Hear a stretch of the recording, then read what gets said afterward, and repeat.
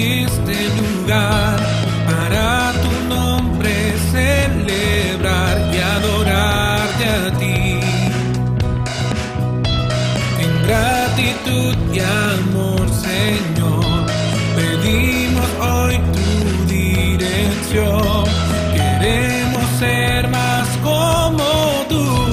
Tu gloria llena este lugar. Renuévanos con tu verdad.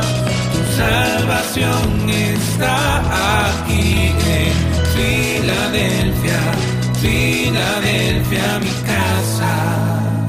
Bienvenidos a la Iglesia Cristiana Filadelfia, un lugar de amor fraternal. Yo aplaudimos a los fuertes. Estamos contentos porque estamos celebrando la resurrección de Cristo. Porque Cristo resucitó, porque venció a la muerte. Y Él dijo, por cuanto yo he vencido, vosotros también venceréis. Amén. Atendiendo a la temática del mes, direccionada por el Señor a través de nuestros pastores Vargas, titulada Él ha resucitado.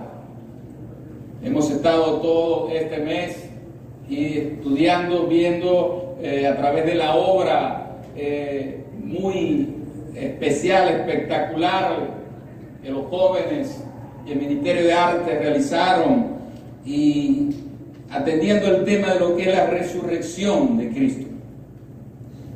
Y quisiera ir a la palabra, me acompaña la palabra en el libro de Marcos, en el capítulo 16, versículo del 1 al 13. Y he titulado esta reflexión La victoria de la resurrección. Cuando lo tengan, digan amén. Y dice la palabra del Señor: cuando pasó el día de reposo, María Magdalena, María la madre de Jacobo, Salomé, compraron especias aromáticas para ungirle. Y muy de mañana, el primer día de la semana, vinieron al sepulcro, ya saliendo el sol, pero decían entre sí: ¿quién nos removerá la piedra de la entrada del sepulcro? Pero cuando miraron, vieron removida la piedra, que era muy grande. Y cuando entraron en el sepulcro, vieron a un joven sentado al lado derecho, cubierto de una larga ropa blanca, y se espantaron. Mas él les dijo: no os asustéis, buscáis a Jesús Nazareno, el que fue crucificado. Ha resucitado, no está aquí. Mirad el lugar en donde le pusieron. Pero id, decid a sus discípulos y a Pedro que él va delante de vosotros a Galilea, allí le veréis como os digo. Y ellas se fueron huyendo del sepulcro, porque les había tomado temblor y espanto. Ni decían nada a nadie, porque tenían miedo. Habiendo pues resucitado Jesús por la mañana, el primer día de la semana, apareció primeramente a María Magdalena, de quien había echado 7 demonios. Y yendo ella, lo hizo saber a los que habían estado con él, que estaban tristes y llorando. Ellos, cuando oyeron que vivía y que había sido visto por ella, no lo creyeron. Pero después apareció en otra forma a 2 de ellos que iban camino yendo al campo. Ellos fueron y lo hicieron saber a los otros, y ni aún a ellos creyeron. Señor, añada bendición a su palabra. Amén. Hablar del tema de la resurrección de Cristo es hablar de la vida después de la muerte. Hablar de la promesa futura que tenemos los creyentes en Cristo de redención. Es hablar de que nuestros pecados han sido perdonados.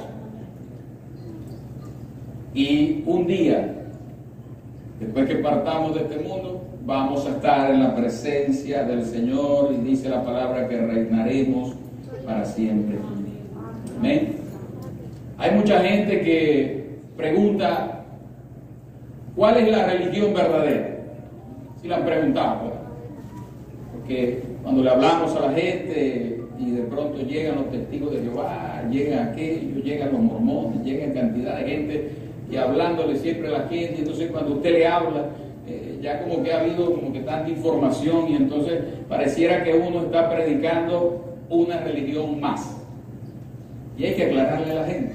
Y la respuesta más contundente que le podemos dar es hablarle de la resurrección de Cristo. Porque la diferencia del Evangelio de todas las demás religiones es que Jesucristo no está en la tumba. Usted sabe que Mahoma está en la tumba, quedó en la tumba, está muerto. Confucio está muerto. No ha resucitado. Buda está muerto. Pero Jesucristo, nuestro Señor, no está en la tumba. Ha resucitado. Él vive y reina por siempre y para siempre. Por eso el apóstol dice en Filipenses capítulo 2, y estando en la condición de hombre, se humilló a sí mismo, haciéndose obediente hasta la muerte y muerte de cruz.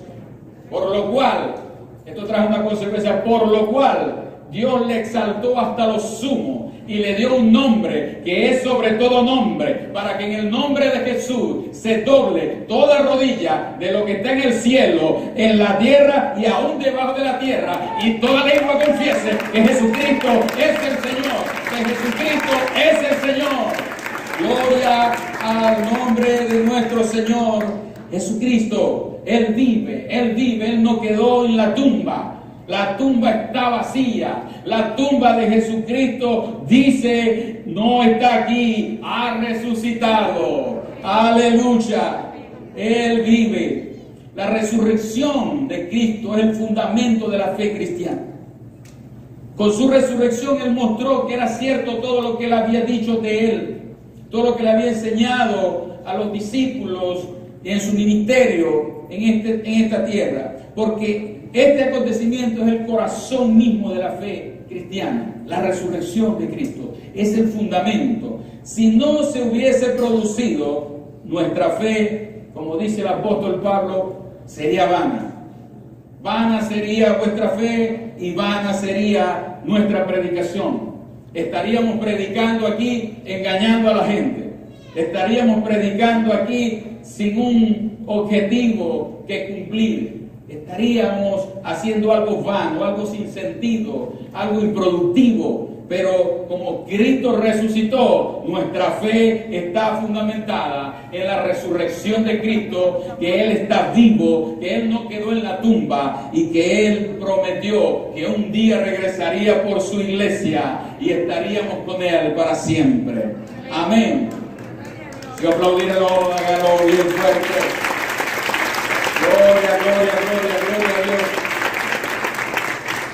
Al decir que la resurrección es el fundamento de la fe, tenemos que decir que así como hay un fundamento, hay algo que está aparte de ese fundamento. Y que hablar de la fe y el fundamento de la fe, necesitaremos hablar también de qué es lo que hay aparte de ese fundamento, para que podamos tener un equilibrio de fe, para que podamos tener una fe inquebrantable, para que podamos tener una fe que prevalece, para que podamos tener una convicción de fe, que podamos prevalecer aún en las circunstancias difíciles, aún en la carencia, aún en la enfermedad, aún en las pruebas, poder seguir diciendo, mi Cristo vive, mi Cristo reina, mi Cristo vive, Él vive. ¿Amén? Entonces, gloria a Dios. Lo otro, aparte del fundamento de la fe, que es lo que en un edificio sostiene todo lo demás del edificio, que son las bases, lo que se establece como piso, como aquello que va a soportar el peso y va a provocar que, aunque vengan temblores, aunque vengan tempestades, ese edificio no va a caer. Y lo que está aparte del fundamento, podemos decir que es el objeto de nuestra fe. El objeto de nuestra fe es lo que podemos decir que Dios nos dejó para esta vida que estamos viviendo acá hasta que seamos redimidos completamente. Porque si hablamos de la resurrección de Jesús, estamos hablando de una promesa venidera. Y algunas corrientes doctrinales, algunas religiones o algunos concilios quizá hablan apegados únicamente a la resurrección y nos dejan como que en esta vida nada tenemos, sino que algunos dicen, aquí estamos, no hay nada para nosotros, aquí estamos esperando que Cristo venga, la resurrección, estamos esperando, y está muy bien que estamos esperando la resurrección, pero ¿qué de nosotros en esta tierra? ¿Qué de nosotros en este momento? Entonces, el objeto de la fe es lo que me lleva a mí a ir a la palabra y conocer a Dios a través de la palabra, conocer sus promesas que tiene para mí ahora, conocer que Él en la cruz del Calvario, dice Isaías 53, que Él murió por nuestros pecados. Dice que el castigo de nuestra paz fue sobre Él y por su llaga fuimos nosotros curados. ¿Qué quiere decir esto? Que es posible y es que usted pueda tener alguna enfermedad, pero que de esa enfermedad no va a morir. Un día vamos a morir, todos vamos a morir, pero la palabra de fe, buscando en la dirección de Dios, Dios a través de su palabra nos hace libre de la enfermedad, porque Él tuvo victoria sobre el pecado, victoria sobre la enfermedad, victoria sobre la muerte. Amén. Entonces, el objeto de la fe es lo que nos sostiene ahora para poder permanecer firmes con ese fundamento firme que está por debajo del objeto de la fe. O sea que lo que nos mueve a nosotros no es el objeto de la fe. No es que Dios me prometió algo en este mundo. Si lo tengo, lo tenemos. Por gracia recibimos, por gracia somos lo que somos, dijo el apóstol Pablo, pero lo que me sustenta mi fe es que un día voy a encontrarme con Él. Amén. Amén. Un día nos vamos a encontrar con Él. Entonces, es como lo que decían Sadrach, Mesach y Abednego. El horno de fuego ardiendo. Estaba esperándolos a ellos para ser introducidos en ese horno, pero el rey le dice, te doy tiempo a arrepentirte, adora a la estatua que he creado. Sadrach y Abednego le responden, sepa, oh rey, que el Dios al cual nosotros le servimos nos librará de este horno de fuego, y de tu mano, oh rey, nos librará. Había el objeto de la fe en ellos. Sabemos que el Dios al que le servimos nos puede librar. Pero también le dijeron, mira, y si no nos libra, o sea, si es el momento de partir para mí, tampoco voy a adorar a la estatua que te has creado, sino que no nos vamos a doblegar, sino que vamos a seguir firmes. No adoraremos a la estatua que te has creado, y los lanzó al horno de fuego ardiendo. Pero qué tremendo que cuando entraron al horno de fuego ardiendo, Sadrach, Mesach y Abednego, estaban no solo ellos tres, sino que había un cuarto que era semejante al Hijo de los Dioses, que estaba allí danzando con ellos, y Él mismo que está caminando contigo en medio de la prueba, en medio de la tempestad, en medio de la adversidad, en medio de la enfermedad y en medio de cualquier circunstancia que puedas atravesar en este mundo, hasta que seamos levantados, hasta que un día partamos con el Señor. Por eso la resurrección nos habla de victoria. La resurrección nos habla de la victoria de Cristo sobre el pecado, sobre la enfermedad, sobre la muerte, porque Él venció a la muerte. Hay una anécdota que nos enseña un poco acerca de esto, porque dice la palabra, el apóstol hablando, que el aguijón de la muerte es el pecado. Y en un momento, un hombre con su hijo entra al carro, y cuando cierra la puerta ven que hay una abeja de esas que tienen un punzón que dejan una sustancia que intoxica y todo eso. Y el niño era alérgico a esas picadas. El niño se aterroriza Y el padre le ve la cara de terror que tenía, y el padre sigue a la abeja y la agarra y la aprieta. Abre su mano y la abeja vuelve a volar. Y el niño otra vez aterrorizado. El padre le dice, mira, aquí está el aguijón, ya no te puede hacer daño. Ya el aguijón del pecado no te puede hacer daño porque Cristo enseñó sus heridas. Cristo murió en la cruz por ti y por mí.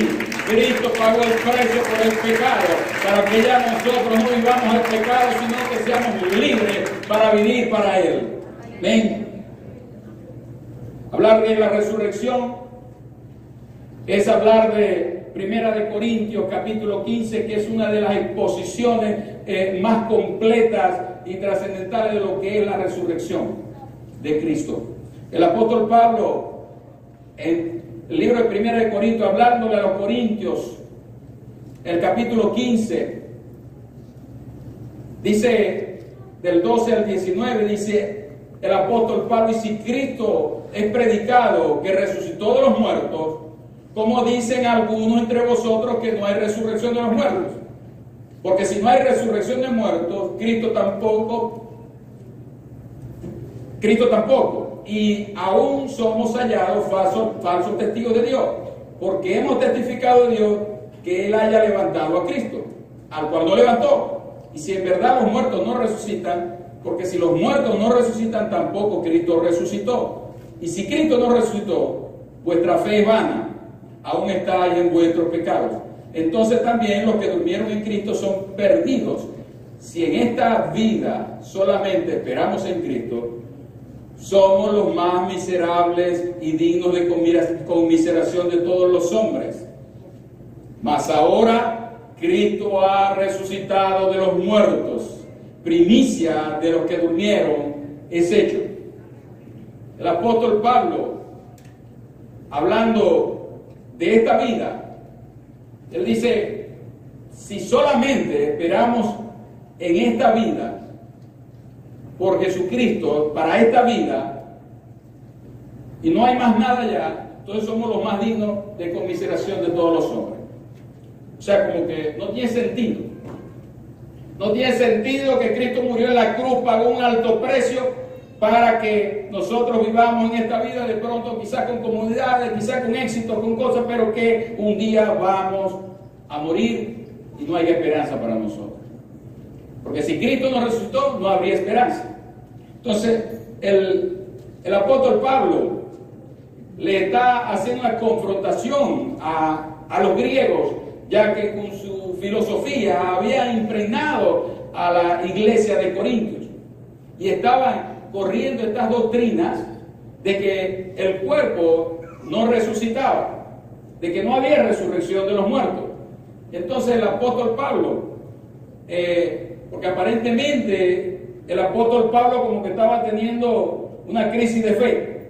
Cuando leemos esto solamente sin analizar qué es lo que estaba ocurriendo allá, podemos decir que el apóstol Pablo como que estaba dudando de la resurrección, estaba dudando de esto, y él cavilaba allí entre dos pensamientos, pero no.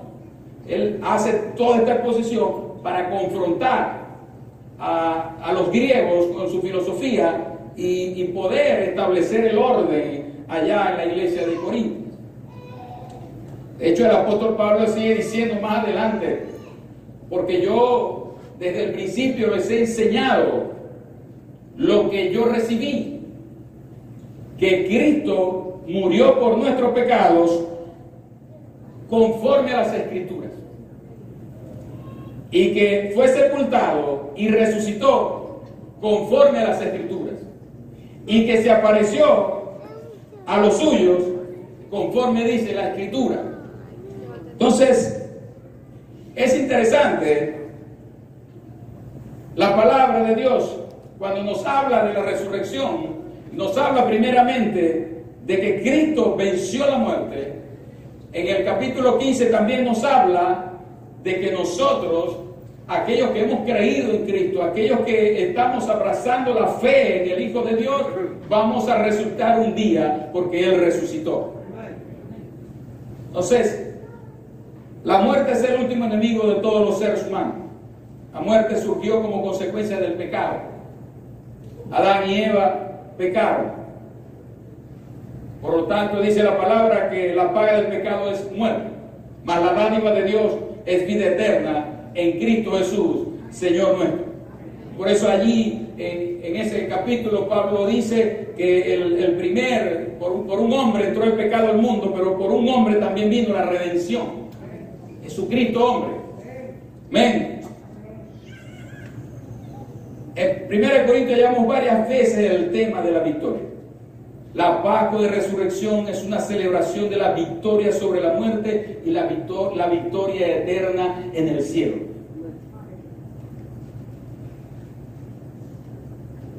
Por lo tanto, así como el apóstol Pablo nos viene narrando Corintios y nos habla de que Cristo murió por nuestro pecado conforme a las Escrituras, que fue sepultado y resucitó, porque la tumba no lo pudo retener, resucitó al tercer día y se le apareció a los discípulos. En esta oportunidad quería ver en qué nos trae, qué nos enseña la palabra en esta escritura, en la forma como Jesús se le aparece a sus discípulos, en el orden de prioridades. Nos deja esto una enseñanza para nosotros hoy. Y si podemos ver el orden que se establece a través de las apariciones antes de su ascensión, antes de que Jesucristo ascendiera a los cielos, porque dice la palabra que Él ascendió a los cielos y se sentó a la diestra del Dios Padre. Pero antes de ascender a los cielos, se le apareció a sus discípulos. Y qué importante es este evento. Y si podemos ver la primera, nos dice acá la escritura que acabamos de leer, que la primera que se le apareció es a María Magdalena. María Magdalena, de la que Jesús había echado 7 demonios. Y esto nos habla de lo que dice la palabra, que al que mucho se le ha perdonado, mucho agradece. Entonces María Magdalena tiene cosas que enseñarnos a nosotros. Aunque fue una mujer que había vivido apartada de Dios, cuando se encontró con Jesús, su vida cambió por completo. Y esta mujer se convirtió en una mujer devota, entregada a la obra, al trabajo y a todo lo que tenía que ver con el ministerio del Señor Jesucristo. Amén. María Magdalena fue una mujer fuera de lo común. Una mujer con una profunda devoción y amor, con una profunda humildad y gracia. Esta mujer, ella sabía que el Maestro era el enviado de Dios, que era su Redentor, que era aquel que la había hecho libre, que la había perdonado, que la había salvado. Y ella había sido perdonada de muchos males. Jesús había echado 7 demonios de ella. Ella estuvo junto a la cruz todo el proceso y su nombre figura en muchas partes de la Biblia. Ella estuvo presente cuando Jesús fue bajado de la cruz y hasta su sepultura. Ella fue la primera en hacer preparativos para ungir el cuerpo de Jesús. Esta mujer nos enseña devoción. Esta mujer nos enseña que aunque aparentemente la causa de Cristo había llegado hasta allí, esta mujer nos enseña que amar a Jesús significa amarlo hasta el final, perseverar en Él, caminar en Él, amarle con todo el corazón, en una búsqueda sincera, genuina, con devoción. La palabra dice: y tú, cerrada la puerta, entra a tu aposento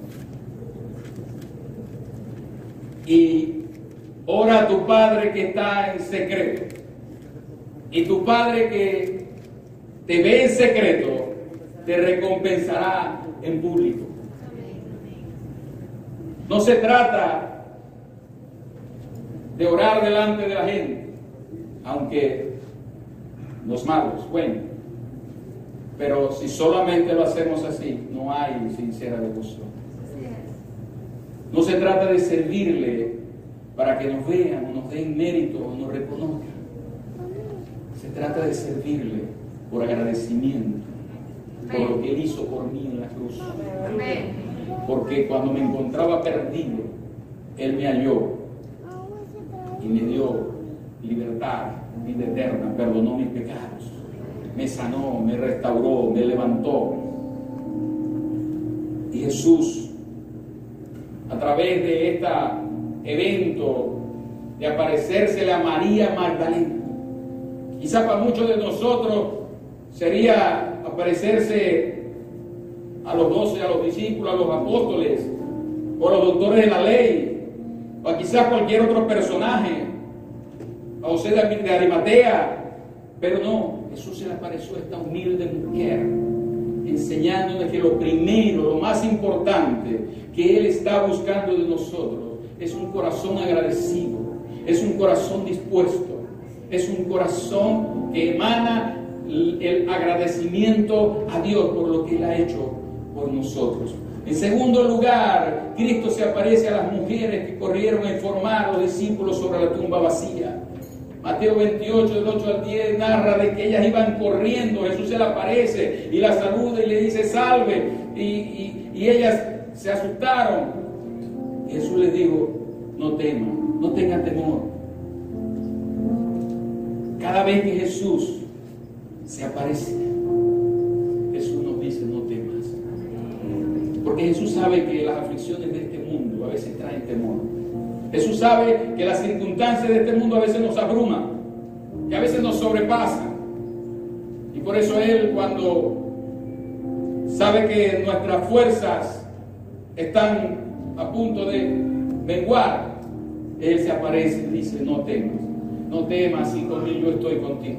No temas, yo te he redimido. No temas, no temáis manada pequeña, porque a vosotros os ha placido el Padre daros el reino. No temas, yo estoy contigo, te puse nombre, mío eres tú. Te llamé, te escogí, pagué un precio en la cruz por ti, no temas. Tercer lugar, se le apareció a Pedro, probablemente para asegurarle a Pedro su restauración. Porque Jesús no se le aparece solamente a aquellos que tienen una sincera devoción. Porque Él dijo en su palabra: yo no he venido a buscar a los sanos, porque los sanos no necesitan médicos. Yo he venido a buscar a lo que se había perdido. Ella me ha venido a llamar a pecadores al arrepentimiento. Dios es un Dios de segundas oportunidades. Y por eso se le aparece a Pedro, para enseñarnos a nosotros hoy que aunque le fallamos, aunque algún momento doblegamos, aunque algún momento flaqueamos nuestra fe, Dios siempre va a estar allí para levantarnos, porque si 7 veces da el justo, Jehová lo levantará, no lo dejará postrado, lo volverá a levantar. Es a veces para nosotros, para muchos de nosotros, ver cómo de pronto viene alguien y se convierte a Cristo, que era quizás ladrón, que era quizás tantas cosas que puede haber, que era como María Magdalena, y se convierte, y gloria a Dios, y damos el testimonio. Pero cuando un hermano de entre los nuestros falla, ¿qué hacemos? ¿Qué hacemos? Muchas veces lo condenamos, pero Jesús nos está enseñando, pareciéndose a Pedro, que Él es un Dios de segundas oportunidades, que Él es un Dios que restaura, que Él es un Dios de propósito, que Él es un Dios que ama con amor eterno. Cuarto lugar, Cristo se apareció a los discípulos de Emaús. Así como algunos discípulos andaban temerosos, asustados, aún estas mujeres devotas, entregadas a Dios, entregadas al Maestro de una manera sincera, firme, que no menguaron, sino que aún que sabiéndolo que Él estaba muerto, fueron a ungir su cuerpo con ungüento. Fueron a hacer un acto de adoración incluso aún después de su muerte. Pero Jesús se le aparece también a aquellos discípulos. Lucas nos narra la experiencia de los discípulos de Emaús en el capítulo 13 al 42 y podemos ver cómo Jesús se le aparece a los discípulos de Emaús y les dice, lo primero que les dice, ¿por qué? ¿Qué son estas pláticas que ustedes tienen? ¿Por qué hablan estas cosas?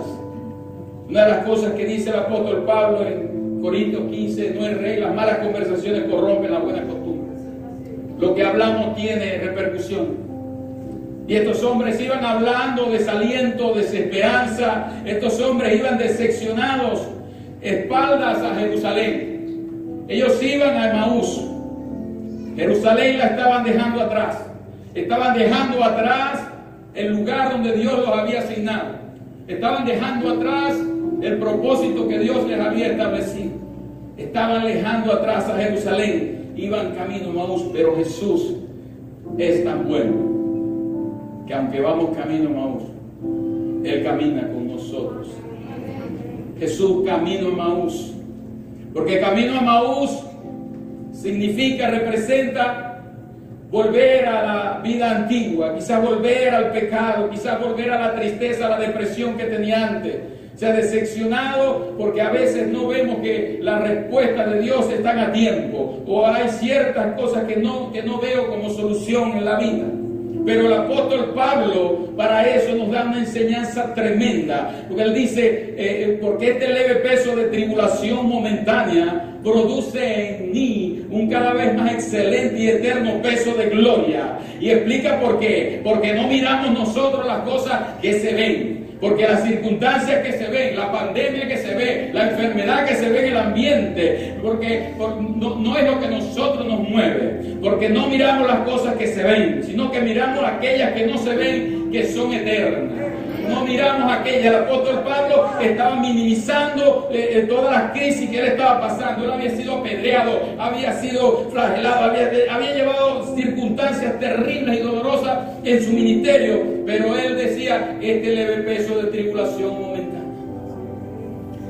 este coronavirus momentáneo, esta crisis económica momentánea, produce en nosotros, yo no sé a quién Dios le está hablando, pero produce en nosotros un cada vez más excelente y eterno peso de gloria, porque la resurrección nos ha sido revelada, el Cristo resucitado nos ha sido revelado, y es nuestro fundamento, es el fundamento de nuestra fe.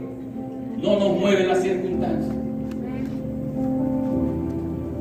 no me mueve mi Dios para querer el cielo que me tienes prometido, ni me mueve mi Dios para ofenderte, el infierno ante mí. Mueve mi Dios verte en esa cruz encarnecida. Mueve mi Dios tus afrentas y tu muerte. Muéveme de tal manera que aunque no hubiera cielo yo te amara, y aunque no hubiera infierno yo te temiera. Muéveme mi Dios, tú me mueves. Muéveme Jesús, muéveme a una devoción, muéveme a una entrega, muéveme al servicio, muéveme a buscarte, muéveme a tu palabra. Muéveme Señor, tú me mueves las circunstancias, tú me mueves Señor, porque camino a Emaús. Camino a Emaús representa el volver atrás, el desaliento, la desesperanza. Quizá alguno me dice, yo no solamente que voy camino a Emaús, es que siento que ya me encuentro en Emaús porque esta crisis me va a matar. Déjeme decirle algo, tengo una buena noticia para ti. Tengo una buena noticia para ti. ¿Sabe por qué? Porque en Emaús, cuando los discípulos llegan y Jesús hace que va a seguir de camino, ellos le dicen, no te vayas, que ya va a anochecer, quédate con nosotros. Se sientan a la mesa. Cuando se sientan a la mesa, parte el pan y Jesús le abrió sus ojos para que ellos pudieran ver al Cristo resucitado. Entonces ellos quedaron asombrados. Ha resucitado. La tristeza se fue, la desesperanza se fue, el temor se fue. Se fue lo que los retenía, se fue lo que los apartaba de Jerusalén. Entonces ellos allí, cuando Jesús se les revela, ellos deciden volver a Jerusalén. Ellos van camino a Jerusalén, porque camino a Jerusalén representa volver a la casa de Dios, volver a la casa del Señor, volver al lugar de transformación. El camino a Jerusalén representa volver al propósito que Dios ha establecido para tu vida. Camino a Jerusalén representa volver a la entrega de antes, volver a la paz de Dios, volver al Shalom, volver al Adonai, al consejero, al Dios fuerte, al príncipe de paz, al eterno. Oh, gloria, gloria, gloria. Si le puedes aplaudir. Gloria a Dios. Gloria, santo es su nombre. Marcos, en el capítulo 16, narra la última aparición de Jesús antes de su ascensión y le deja a sus discípulos y a nosotros como iglesia la gran comisión. No la dejó de último porque fuera menos importante, la dejó de último porque Él quería asegurarse de su restauración. Él quería asegurarse de que no eran discípulos temerosos. Él quería asegurarse que no eran discípulos que andaban dudando. Él quería asegurarse de que eran hombres y mujeres que todo el tiempo iban camino a Jerusalén, a encontrarse allá en Galilea con ellos, como le dijo el Señor cuando le dile a los discípulos que vaya a Galilea, que ahí me voy a ver con ellos. Ahí me voy a encontrar con ellos. Entonces, en medio de la crisis, en medio de las circunstancias adversas, en medio de la crisis que amenaza como el horno de fuego ardiendo, es donde Jesús se revela a tu vida, es donde Jesús te restaura, es donde se encuentra contigo y es donde es revelado el poder de la resurrección. Gloria a Dios. Finalmente, dice Marcos, se apareció a los 11 mismos, estando sentados a la mesa, y los censuró por su incredulidad y dureza de corazón, que no hubiesen creído los que habían visto resucitado. Y les dijo, tremendo, ustedes no creyeron. Les envié a decir lo que había resucitado y no lo creyeron. Pero aquí vine para darle su asignación. Qué amor el de Dios. Cómo Dios cree en ti y en mí. Dios ha creído en ti. Dios ha confiado en ti para llevar el mensaje de salvación. Y les dice, id. Es un imperativo. Id por todo el mundo, predicando el evangelio a toda criatura. El que creyere y fuere bautizado será salvo, mas el que no creyere será condenado. Y estas señales seguirán a los que creen. ¿Cuántos hay aquí que creen? En mi nombre echarán fuera demonios, hablarán nuevas lenguas, quitarán serpientes, y si bebieren cosas mortíferas no les dañará. Sobre los enfermos pondrán sus manos y sanarán. No dice que el coronavirus está excluido. No dice que el coronavirus está excluido. Pondrán la mano sobre los enfermos y sanarán. Y el Señor, después que les habló, fue recibido arriba en el cielo. Y dice la palabra que se sentó a la diestra del trono de Dios, porque ese es su lugar. Por eso dice la palabra, por lo cual Dios le exaltó hasta lo sumo, lo que le dio un nombre que es sobre todo nombre, para que en el nombre de Jesús se doble toda rodilla de lo que está en el cielo, en la tierra y aún debajo de la tierra. Y ellos saliendo, ¿qué le dice el Señor a Filadelfia? Y Filadelfia saliendo, predicaron en todas partes. ¿Dónde predicaron? El Cerro de Marí. Amén. ¿Cuántos están dispuestos a ir al Cerro de Marí? No, aquí no hay discípulos como los que había en ese entonces, que estaban amedrentados, que estaban asustados. Aquí hay discípulos fortalecidos en el Señor. Aquí hay hombres y mujeres que le han creído a Dios. Aquí hay hombres y mujeres que saben que tienen un propósito en Dios. Aquí hay hombres y mujeres que tienen una asignación de parte de Dios. Ir por todo el mundo y predicar este evangelio. Amén. Saliendo, predicaron en todas partes, obrando con ellos el Señor.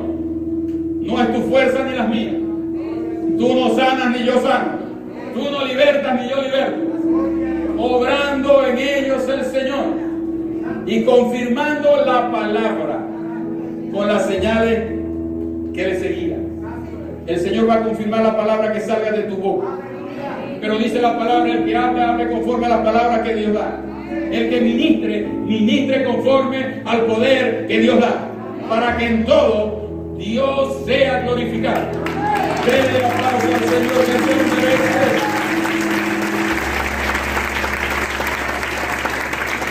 Gloria a Dios.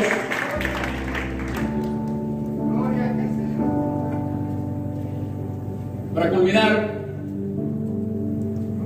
quiero compartir con ustedes una anécdota que particularmente marcó mi vida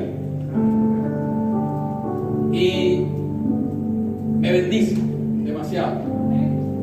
Esta anécdota encierra casi todo lo que dice el apóstol Pablo en 1 de Corintios. Habla de lo que Cristo hizo por nosotros y habla de lo que debemos hacer como hombres y mujeres redimidos por su sangre. Hemos creído en un Cristo que resucitó. Cuenta la anécdota de que en los tiempos de la esclavitud en los Estados Unidos, una subasta de esclavos que estaba montándose, un hombre de mucho dinero pasaba por la ciudad y él se queda observando el evento y ve como una de las esclavas que iban subiendo al estrado fija sus ojos en ella y ve la tristeza, ve la preocupación, ve el desaliento. Este hombre mira en ella la cara de desconsuelo y desesperanza que había en ella, demasiado afligida, de tal manera que yéndose este hombre luego no pudo dejar de pensar en esta mujer, y al punto que se regresa, y en el momento que esta mujer va a ser subastada, como en toda subasta comienzan a bregar o a pujar, 100, otro ofrece 150, 200, 500, 2000, el hombre $20,000, $50,000, y el hombre levanta la mano, $100,000, y el hombre levanta la mano, hasta que nadie levanta la mano, y el que está dirigiendo la subasta dice: comprado, es suya la esclava, venga tal, pasa al podio, al estrado, le presentan a esta mujer, y esta mujer, a lo que está cerca de este hombre, escupe su rostro con actitud despectiva, con odio, con rencor. Y esta mujer, habiendo escupido su rostro, viene el hombre y se saca el pañuelo, se limpia la cara, se dirige a la mujer y le dice: mujer, te he comprado para que seas libre. Te he comprado para que seas libre. La mujer vuelve a escupir su rostro. El hombre vuelve a limpiarse la cara. Y luego viene y le entrega el certificado que le han dado, que lo acreditaba como propietario de esta esclava. Ella, entendiendo lo que estaba sucediendo, teniendo el certificado en sus manos, podía tener la libertad. Y esta mujer comienza a preguntar: ¿por qué? ¿Por qué tú haces esto? ¿Quién eres tú? ¿De dónde vienes? ¿Por qué has hecho esto? Y él le vuelve a repetir: te compré para que fueras libre. Te compré para que fueras libre. Y la mujer comienza a llorar. Y el hombre le dice: ve a tu vida. Ve, puedes ir a hacer lo que quieras. Puedes ir a donde quieras. Pero esta mujer lloraba y lloraba y decía: pero ¿tú quién eres? ¿Tú por qué haces esto? Yo me preguntaba lo mismo cuando Jesús me estaba revelando su plan de redención. Y yo decía, ¿quién es este Jesús que ha osado morir por un pecador? Esta mujer viene y le dice a este hombre, yo no iré a ningún lado, yo voy a ir donde tú vayas, yo voy a ir en respuesta a lo que tú has hecho.